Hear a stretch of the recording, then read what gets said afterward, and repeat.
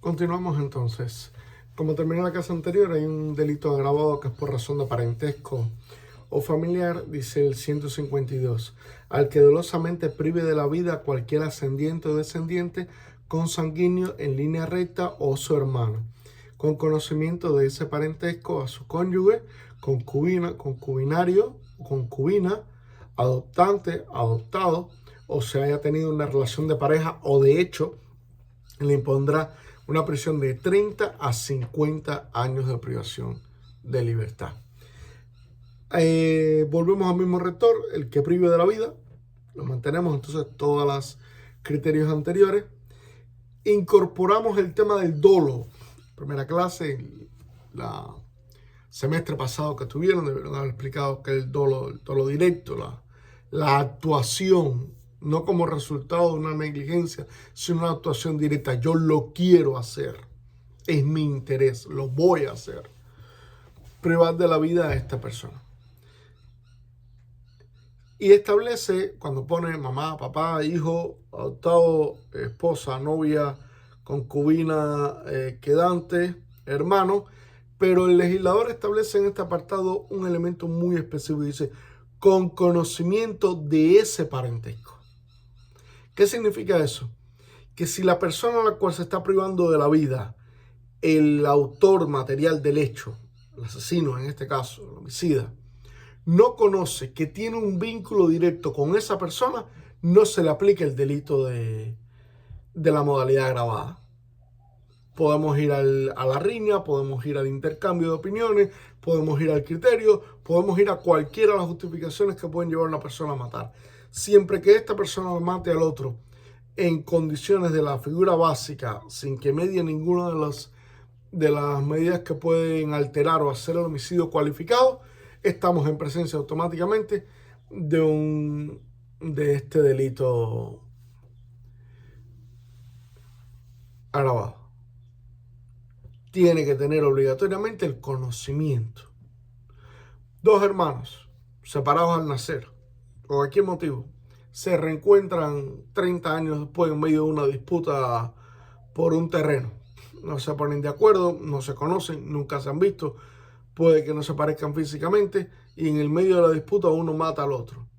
Cuando se hace la identificación del cadáver, se toma la muestra de sangre de uno y otro para hacer las investigaciones de rigor. El investigador se da cuenta que son hermanos y viene a ser ese interrogatorio. En ese momento es necesario por el investigador establecer el conocimiento por parte del comisor de ese vínculo entre ambos. Si el investigador no puede probar que conocían ese vínculo, entonces no tenemos la figura agravada del homicidio, nos vamos a la figura básica. Esto es con conocimiento, es un apartado que los legisladores han establecido específicamente para proteger de mayor forma la familia, entendiendo que cometer un delito contra la familia es una cuestión más grave que pueda haber dentro de una sociedad. Seguidamente, el artículo 154 establece en su capítulo 6 el aborto. El aborto es una figura de controversia, de mucha controversia. Sobre todo no está vigente en todos los estados del país. Hay un fuerte movimiento por la desaparición del aborto. Se parece de una vez esta figura sobre la base de que la teoría de donde yo vengo, en Cuba, no es posible que ningún sistema estatal, ya sea el Estado, el Ejecutivo, el Judicial o el Legislativo, pueda siquiera mencionar el tema de que se prohíbe el aborto por cualquier medio. ¿Por qué? Porque se entiende por encima de todo la mujer como ese elemento de procreación máximo de la especie humana, tiene derecho de decidir sobre su cuerpo. Le digo más, hay una prueba que se hace ya varias semanas ya con el feto formado, en cuestión donde ya empieza a tener una figura más humana. Se hace una prueba, se llama, para Cuba se llama alfafeto, acá creo que tiene otro nombre, que es la que define si ese niño puede venir con una malformación genética, un síndrome de Down, alguna afectación, una falta de un miembro, algo así. En ese caso, para la legislación cubana, la madre decide. La madre decide si interrumpe o no el embarazo, porque es ella la máxima responsable de esa vida. Nadie puede decidir, no decide el Estado, no decide el médico, no decide la ley, no deciden los legisladores, no decide el marido, el padre, no decide la familia, decide ella. El Estado, el derecho le reconoce ese derecho a ella, esa facultad de ella decidir. Y entonces, eso puede asumir o no. ¿Significa que eso está bien y que aquí está mal en este código? ¿Significa que los que tienen una posición hacia el aborto como algo, unos elementos más degradantes del sistema, una posición muy de la Iglesia Católica, están mal y los que no comparten ese criterio están bien? Yo no soy quien para decirlo. Yo simplemente soy un profesor que viene a tratar de enseñarlos a calificar cuestiones delictivas. Y les traigo un análisis comparado de otra región del mundo donde estas pequeñas cuestiones no son una problemática social, no se problematiza el tema. Entonces, en lo adelante se establecen para el Estado de Sinaloa un grupo de cuestiones se define cómo se entiende el delito del aborto, provocar la muerte producto de la concepción en cualquier momento del embarazo. Una vez que usted esté embarazada, si de manera propia, no de manera natural, de manera artificial, usted provoca ese aborto, entonces usted comete el delito y se sanciona de 6 meses a 3 años a la madre que voluntariamente provoque el aborto, consienta que otro lo haga. Al abortar a una mujer se le aplicará de 1 a 3 años de prisión, sea cual fuera el medio que empleara, siempre que lo haga con el consentimiento de ella. En este caso, disculpe, al abortar a una mujer, o sea, la persona que lo haga, que provoque que la mujer aborte, se le aplica de 1 a 3 años. No importa el consentimiento, si la madre quería abortar o no quería abortar y un tercero provoca ese aborto, entonces va a la prisión y si el aborto causa un médico o cirujano, se establece una sanción mayor de 2 a 5 años. No se aplicará la sanción cuando de no provocarse el aborto la mujer embarazada corra peligro de muerte a juicio del médico que la asista, oyendo el dictamen de otro médico, aquí supedita de que en peligro de vida para la mamá, que el médico tiene que llevar una segunda opinión, importante eso, que no sea peligrosa la demora y que cuente con consentimiento de la madre. Cuando el embarazo sea consecuencia de una violación, automáticamente está en total libertad la madre de abortar en cualquier momento, y cuando el aborto sea derivado de la imprudencia de una mujer embarazada. Una cuestión propia que puede ocurrir. Está probado el desorden hormonal que provoca en el cuerpo de la mujer el tema del embarazo, además el tema de procrear.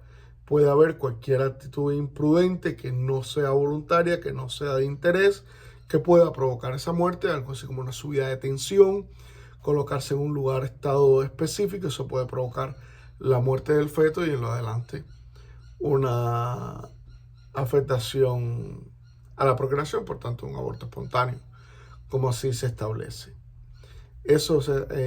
Con esa parte terminamos lo que es la cuestión de contra la vida.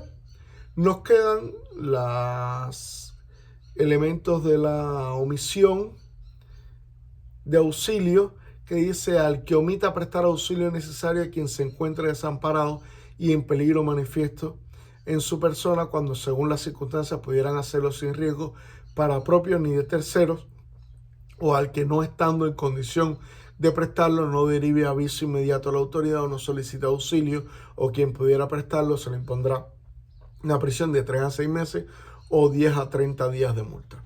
Eso es un delito que viene siendo para las personas que ven un hecho delictivo o ven una persona que se encuentra en una condición de desvalía y decide no actuar, siempre que no esté en riesgo su vida, por supuesto. Decide simplemente no actuar o decide no poner en conocimiento a la autoridad. La autoridad puede exigirle a este ciudadano con toda legitimidad que el hecho de no actuar o no poner en conocimiento a una autoridad que sí puede actuar es constitutivo de delito. Y esa persona pudo haber fallecido, a lo mejor hubiera fallecido de manera igualmente, pero su conducta no puede ser premiada, debe ser reprimida. La omisión de cuidado, el artículo 160, el que abandona a una persona incapaz de valerse por sí misma, teniendo la obligación de cuidarla, se le aplicará una prisión de 3 meses a 3 años de prisión y privación de la patria potestad o tutela, abandonando si la tuviera. A los menores o personas discapacitadas bajo su cargo de oficio que se puedan encontrar en esta situación, entonces simplemente usted tiene que responder. La omisión de auxilio a un atropellado, persona que tiene un accidente, usted debe prestarle auxilio, no solicita asistencia, que requiera, pudiendo hacerlo, se le aplicará una sanción. Está obligado, si no es parte del accidente, también se tiene conocimiento del hecho de prestar auxilio. ¿Para qué? Para que se entienda la ciudadanía que el no hacer nada frente a la afectación de la vida de una tercera persona también será castigado por el derecho penal. Entonces son cuestiones culturales, culturalmente debe establecerse. Hay países donde es común que el marido le pegue a la esposa. Hay países donde es común que la esposa le pegue al marido y que un tercero que intervenga tenga la respuesta de la persona que está siendo víctima de no te metas que es mi marido, no te metas que es mi esposa y ella puede hacer lo que quiera. Culturalmente hay países donde eso pasa, hay países donde es impensable. La experiencia, un país donde tocan a una mujer en la calle, cualquiera que sea el motivo, y automáticamente los hombres, conozcan o no conozcan a la mujer, salen en su defensa porque no se le permite a ningún hombre golpear a una mujer. En la concepción cultural del país no está establecido. Para eso se devienen este tipo de manifestaciones y este tipo de artículos. Y ahí entonces tenemos el 162, que es el que, teniendo la obligación de hacerse cargo de un incapaz de cuidarse por sí mismo, lo entrega a una institución o cualquier otra persona contraveniendo la ley o contra la voluntad de quien se lo confió o sin la anuencia del juez familiar, se le aplicará una prisión de 3 meses a 1 año o trabajo en favor de la comunidad hasta 6 meses o privación de la patria potestad o la tutela del incapaz si la tuviera. No se aplicará la pena alguna a la madre que entregue a su hijo por extrema pobreza o cuando aquel haya sido producto de una violación o inseminación artificial ilegal. El legislador establece esa salvedad en el artículo 163. Bueno, lo damos hasta aquí, continuamos unos minutos.